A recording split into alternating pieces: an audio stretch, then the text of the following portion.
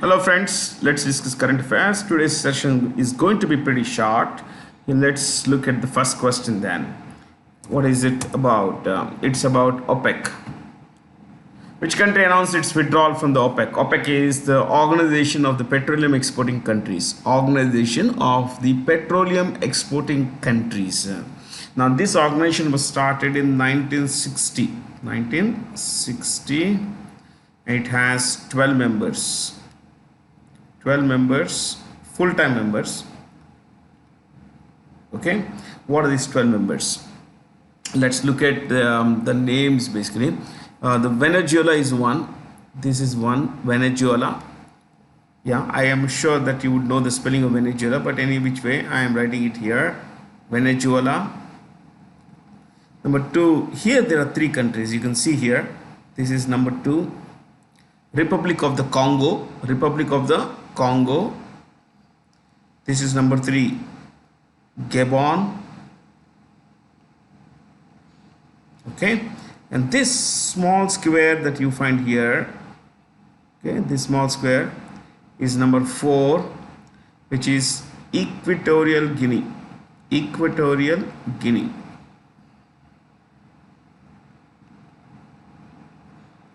This is 5, Nigeria. You would be familiar with the name here. Okay, Nigeria. 6 is Algeria. There is 6 here. 7 is Libya. This is Libya.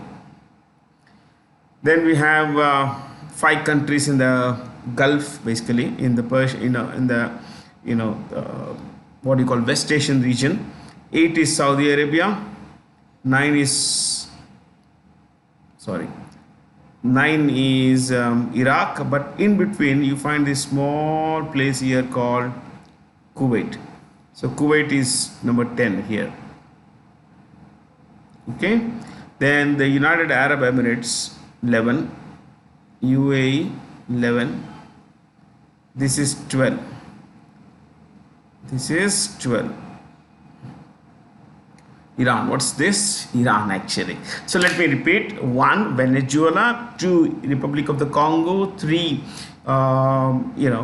Gabon. 4, Equatorial Guinea. 5, we mentioned, is Nigeria.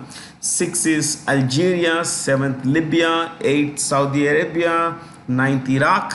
10, Kuwait, the tiny monarchy of Kuwait. 11, we said, is the United Arab Emirates, and 12th is the Shia Republic of Iran. Okay, so 12 members.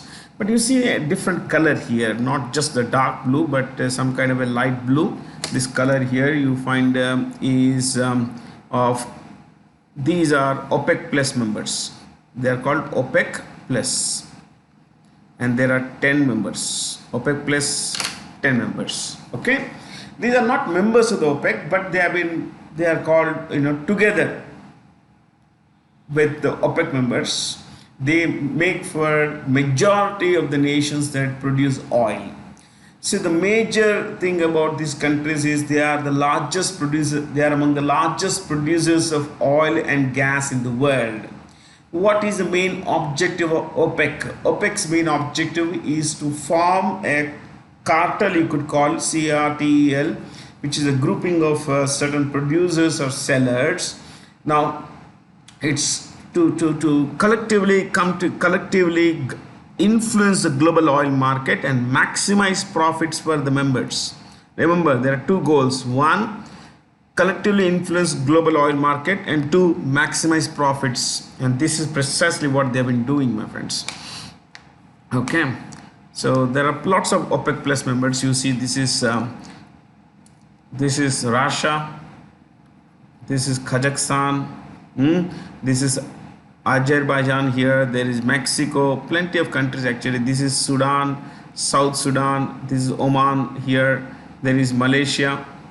Yeah, I mean there are countries around, and you see this here, there is a blue here, this small, this is also Russia. Okay, so plenty of countries for you to look at, consider. And who heads OPEC? OPEC is headed by a Kuwaiti diplomat named Haytham Al Ghais.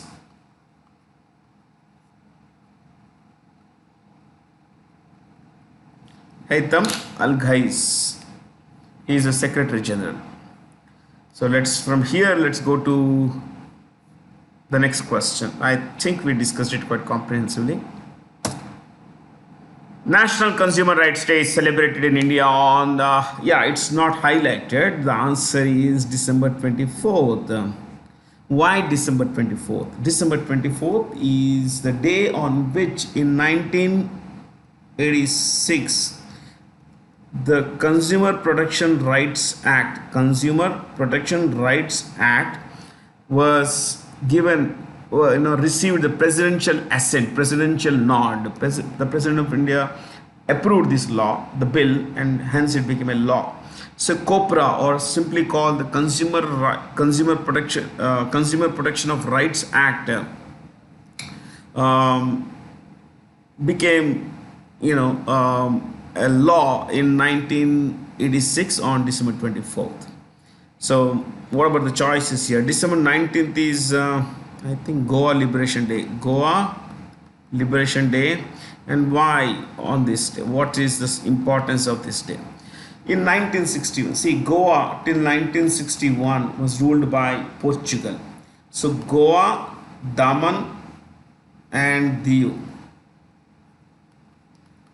were all ruled by Portugal. Till 1961. So the government of India put in a request with the government of Portugal, guys, vacate now.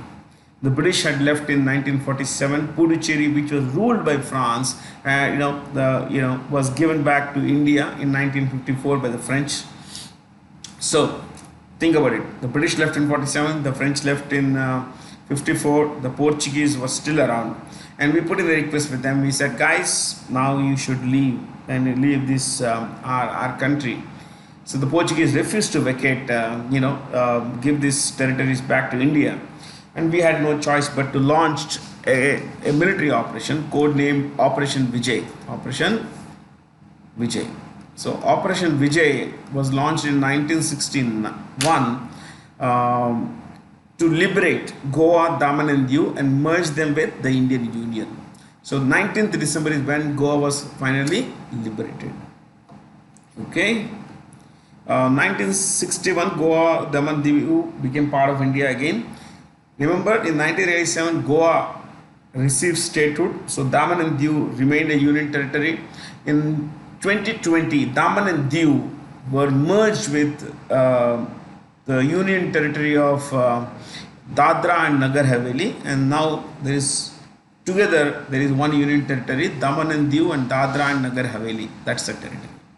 Okay. December 22nd is a National Mathematics Day. This is when we have the birthday of the great mathematician Srinivasa Ramanujan. He was born on December 22nd, 1887. What about December 23rd? So this is Math Day. This is Farmers Day or Kisan Divas. Kisan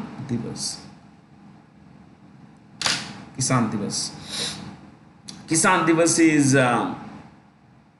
it happens to be the birthday of the fourth Prime Minister of India, Chaudhry Charan Singh. Charan Singh was the Prime Minister of India for about 6 months between July 1979 and January 1980. Okay. He was known to be a farmer's leader, and hence his birthday is celebrated as Kisan Divas, Farmers Day. Okay. And that's about it, I guess. That should be fine.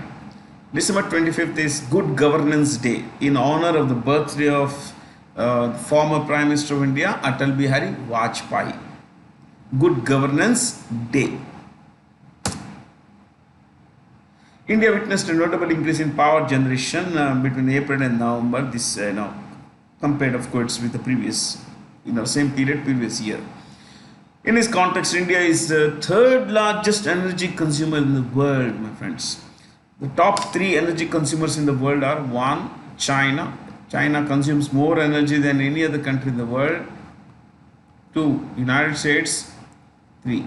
So these are the three largest energy consumers of the world. If you look at the populations, 1.4 billion, 1.4 billion, this is 0.34 billion. So 34 crores here, 140 crores, a little over 140 crores here. Yeah. India is planning to buy 5 lithium blocks for exploration and development in Argentina. Apart from Argentina, which two other countries constitute the lithium triangle that together would make for 75% of the world's lithium deposits. This is the triangle. You can see it here. You see this here?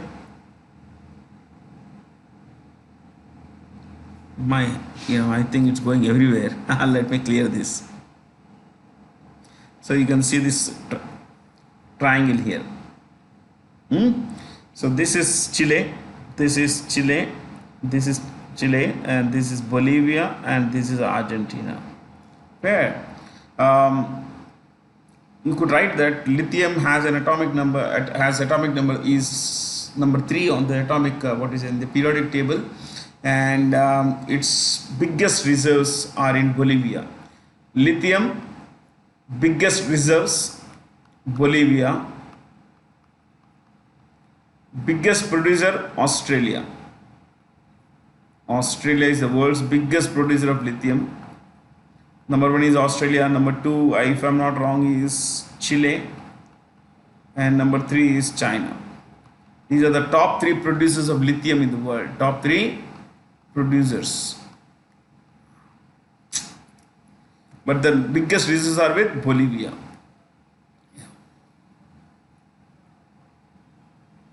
These days it's being used in a big way. This metal has become pretty important because of the explosion in electric vehicle market. Where? So Peru, this is Peru. I'm just reading the choices. This country you can see here is Peru. Okay, this is Brazil. This is Colombia. This is Ecuador. It's named after Equator. This is Colombia, named after Christopher Columbus. This is Venezuela. These 3 countries would be. This is France. Yes, it is actually France. It's called French Guyana.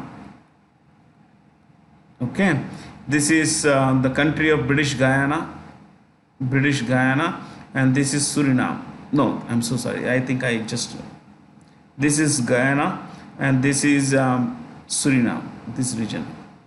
Suriname is one of the most sparsely populated countries in the world.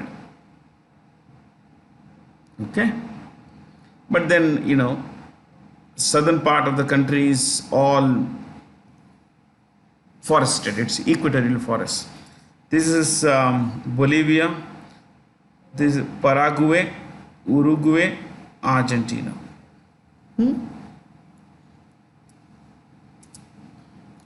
Prime Minister Narendra Modi released the first series of the 11 volumes of the collected works of the great Madan Mohan Malviya.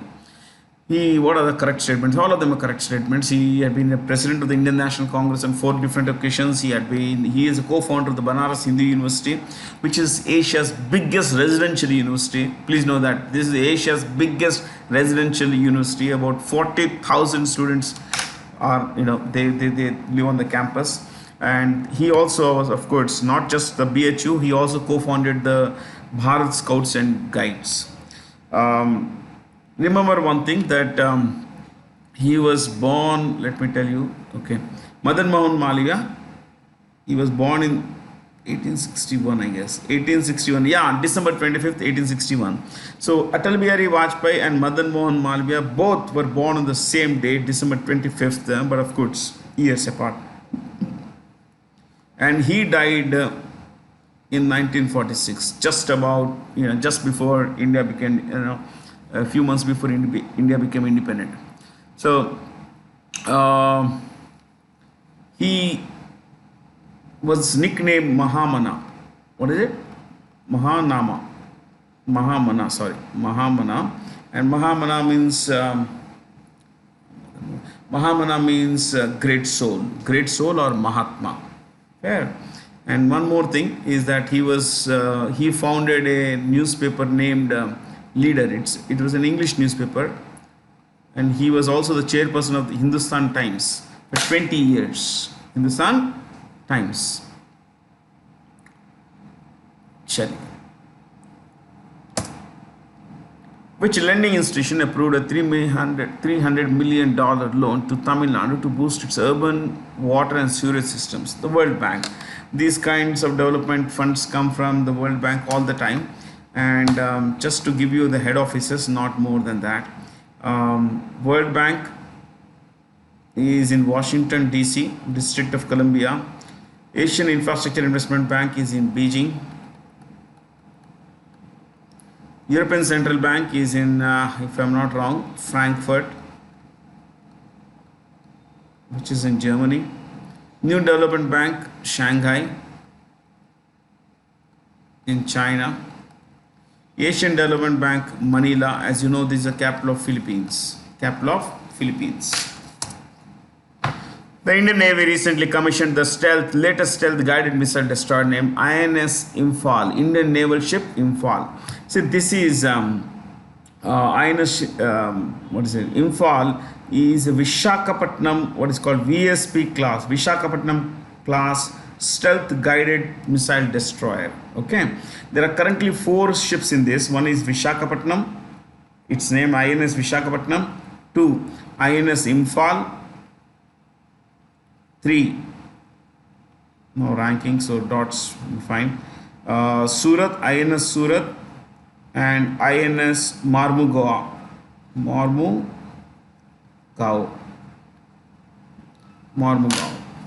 So 4 ships have come out, and you should know that this is all these are named after cities, especially those places after which have in the past were commercial centers, had supported major naval operations. And if you look at Imphal, this is the first Indian ship to be named after a city in the northeast. And the primary reason why Imphal was chosen is to acknowledge the contribution of the Manipuri people to the freedom struggle of our country. So there are no ships called INS Aizawl, Shillong, Agartala, Itanagar. But just to give you an idea, Aizawl is the capital of Mizoram, Shillong is the capital of Meghalaya, Agartala, Tripura, Itanagar, Arunachal Pradesh. Okay. Who was honored with the Sahitya Academy Award for 2023 in the English language category for a novel Requiem in Raga Janaki. Requiem is more or less a song after death kind of thing. Okay. In honor of the dead. Neelam Sarar Gaur. Okay, I'm not going to go. The book is mentioned, the author is mentioned, so I'm going to tell you about Bharat Sahitya Academy Award. Sahitya Academy Award was started in 1954. It is India's highest literary honor, and it is given to the best work published in any of the 22 scheduled languages. What are scheduled languages? In 8th schedule of the Constitution of India, there are 22 languages mentioned. All the names of 22 languages are together called scheduled languages. Okay, so any of the books, in any of these languages like Telugu, Tamil, Kannada, Malayalam, Odissi, Dogri, Maithili, these are all mentioned in the 8th schedule. So the best work published in these languages is honored. And for the English category, of course, this particular book has won. Sanjeev, this is the only name, there is no full, the author uses only one name. Sanjeev is, won the Sahitya Academy Award in the Hindi category, and for this book called Mujhe Pehchano. Mujhe Pehchano.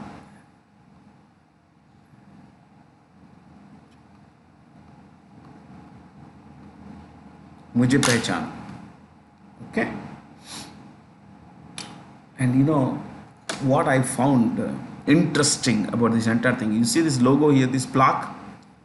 Okay, this entire was designed by the great Satyajit Ray. You understand that? Yes. Where did the Prime Minister Narendra Modi inaugurate the world's largest meditation center named Swarved Mahamandir, Varanasi? What is it? Varanasi. And Varanasi, this particular hall is a meditation hall that can accommodate at once 20,000 practitioners, meditation practitioners over its 3 lakh square feet area. 7 floors, 3 lakh square feet area, 20,000 practitioners, meditation practitioners all at once. Yeah, I was surprised to see the building photograph I could have put, but yeah, anyway. What about Madurai? I just give you. Madurai is home to the great Meenakshi Mandir. Yeah. Meenakshi Mandir. It's one of the world's biggest temples. Tanjapur is home to the most magnificent Brihadeshwara Mandir. Brihadeshwara Mandir. Oh, it was built by Rajaraja Chola. It's a 1,000-year-old temple. 1010 it was started, and it's now 1,000. We are past 1,000 years. I've been there. I've been to all these places, and I can tell you this is one of the most beautiful temples on the planet. And Brihadeshwara Mandir. Then Trichy or Tiruchirappalli is home to Srirangam Mandir temple. In Trichy there is also another temple called Rock Fort, R-O-C-K, Rock Fort. It's dedicated to Bhagwan Ganesha and Bhagwan Shiv. It's on atop the hill. Okay, that's a rock fort basically. It's a really beautiful temple. You should go there. Okay. I recommend a lot of things. Like I usually recommend you to read a lot. So because when you read, you get a lot of ideas. Along with Rohit Lamba, which former RBI governor has authored the book Breaking the Mold, reimagining India's economic future. The former RBI governor Raghuram Rajan studied at IIT Delhi, then IIM Ahmedabad, then MIT, Massachusetts Institute of Technology, where he did a PhD. Professor Rajan, he is a professor of finance at Chicago's Booth School. Professor Rajan was the RBI governor. He was also the youngest chief economist of the IMF, International Monetary Fund. He had been a consultant to the government of India, to the US government, to some governments in Europe as well. So he is also the author of books like The Fault Lines, identifying the hidden fault lines basically. When he wrote this book called Fault Lines, which has a subtitle, The Hidden Fractures That Threaten the Global Economy. In this book, he talks about how, while we have come out of the global financial crisis of 2008 to 10, he says that there are still many factors that could derail our growth in the future. It's a little, prescription kind of book, basically. Duvvuri Subbarao. All these are RBI governors. All these are former RBI governors. Duvvuri Subbarao, Yaga Venugopal Reddy, Bimal Jalan, Urjit Patel. Duvvuri Subbarao and Yaga Venugopal Reddy, I think both were IAS officers. And among the best RBI governors we have ever had. Like this man wrote, Duvvuri Subbarao ji, he wrote this beautiful book. I have read this. Who Moved My Interest Rate? This is a pun on this very famous book in the West, Who Moved My Cheese? Who Moved My Interest Rate? Okay. Yaga Venugopal Reddy, Padma Vibhushan Awardee, he wrote this Advice and Dissent. Advice and Dissent. Bimal Jalan, he's written multiple books. One book I could say is India's Economic Crisis, The Way Ahead. India's Economic Crisis, The Way Ahead. The book Why Didn't You Come Sooner? Compassion in Action, Stories of Children Rescued from Slavery is authored by the Nobel laureate Kailash Satyarthi. Kailash Satyarthi. Look at the title. Why didn't you come sooner? It reflects so much pain, so much angst, in the title itself. Kailash Satyarthi ji won the 2014 Nobel Peace Prize. Nobel Peace Prize. Yeah, he won it basically along with Pakistani education activist Malala Yousafzai.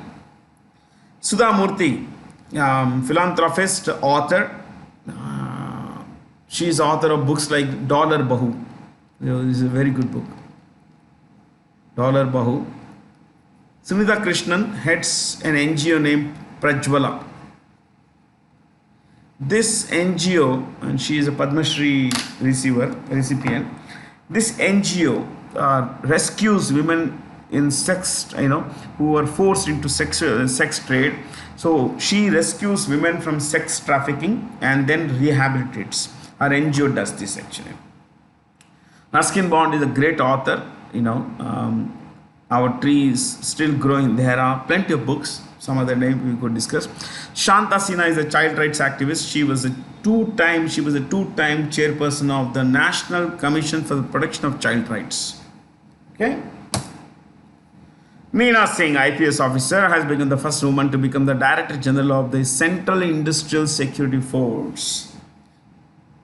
She was given, interim charge. Now she has become full-time, Director General. Border Security Force. Why don't you write this? Border Security Force is headed by Nitin Agarwal. IPS, of course. Nitin Agarwal. Indo-Tibetan Border Police has a brand new head, Rahul Rasgotra. Rahul Rasgotra.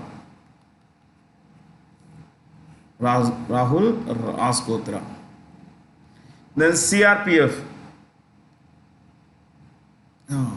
Anish Dayal Singh. NSG. M.A. Ganapati.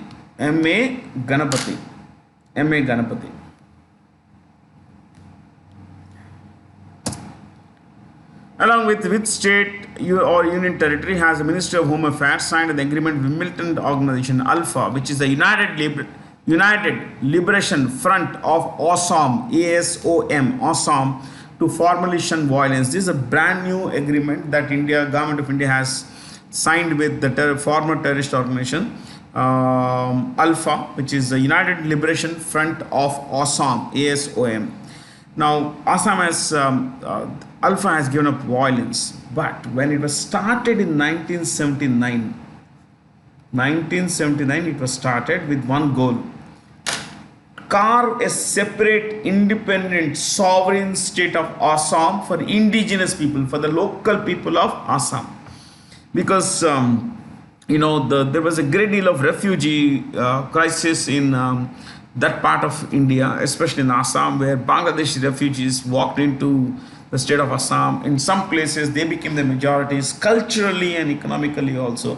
Demographically, they became majority. Culturally, they became superior in terms of they were trying to impose their cultural norms on the locals. And economically, they had taken away the economic opportunities that were available to the locals. So these guys, Alpha militants, they launched an armed struggle for an independent, sovereign state of Assam for the local Assamese indigenous people, for the locals basically. Okay. Now, of course, it's gone. It's no longer is active. Manipur's capital is Imphal.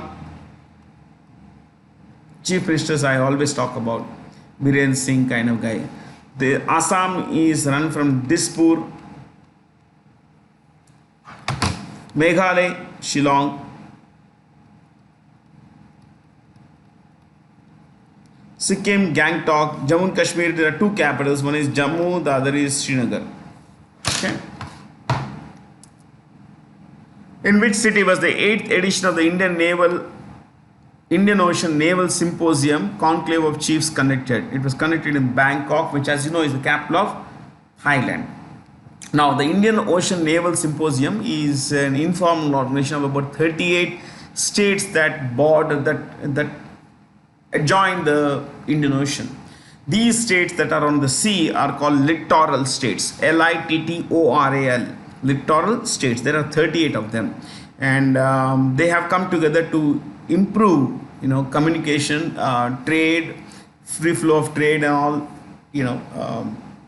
between these 38 member states.